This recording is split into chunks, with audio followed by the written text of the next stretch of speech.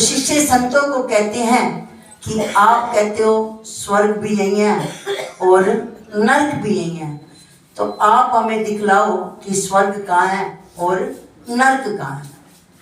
अब स्वर्ग दिखाने के लिए संत चले एक घर में, अलख निरंजन किया तो पूछा आप ठीक हो? बोले हाँ ठीक है। बोले आपकी माता जी? बोली मेरी माता जी तो ऊपर है, हम नीचे हैं। बोले ठीक हो? बोले हाँ हम तो बहुत आनंद पूर्वक हैं। चलो बोले माता से मिलते हैं। पहली पैड़ी, दूसरी, तीसरी, चौथी मंजिल पे माता को कमरा दे रखा हो, और माता बेचारी इतनी बुजुर्ग कि चलने से भी मुताई थी, लेकिन अपनी रोटी बनाने के लिए बड़ी मुश्किल से वो रोटी बना रही हो। तो जब संत गए तो पूछने लगे माता ठीक हो? कहती है क्या बताएं संत जी आपको, कहाँ ठीक हो? बच्चे हैं, परिवार है, लेकिन कोई भी मेरा कहना नहीं मानता। देखो एक डमरी मेरी है और 2 रोटी बनाने के लिए मुझे इतनी ऊंचा बिठा दिया और मैं अपनी रोटी आप बनाती हूँ। ये कोई जीना थोड़ी ना है। और आज सच्चाई ये कहती है, बुजुर्ग माताएं अगर बहुएं सेवा ना करें तो वो सोचे ना मंदिर में जाके घंटा बजाएंगे, शंकर भगवान के ऊपर पानी चढ़ाएंगे तो हमें भगवान मिल जाएगा। बिल्कुल नहीं मिलेगा।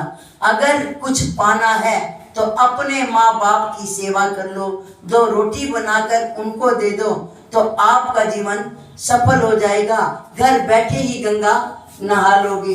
बाहर गंगा नहाने से कोई पाप नहीं धुलेंगे। मन को स्वच्छ करना है तो अपने माँ बाप के चरणों में रहें। और यही जब उसने कहा कि ये नरक है, संतों ने क्या कहा शिष्यों को, यही नरक है। बोले फिर स्वर्ग कहाँ है? बोले आप स्वर्ग भी दिखाता हूँ।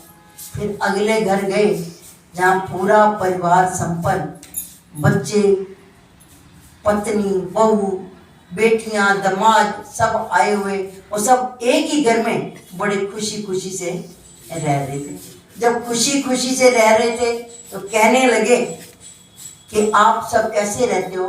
बोले हम तो बहुत खुश रहते हैं, हमारी बहू इतनी अच्छी है कि हमें सुबह उठने से पहले चाय पानी दे देती है, उसके बाद नाश्ता बना देती है, हमें तो मांगने की कभी ज़रूरत भी नहीं पड़ती, हमें कहीं जाने की भी ज़रूरत नहीं पड़ती, हमारे घर में तो शांति ही शांति है।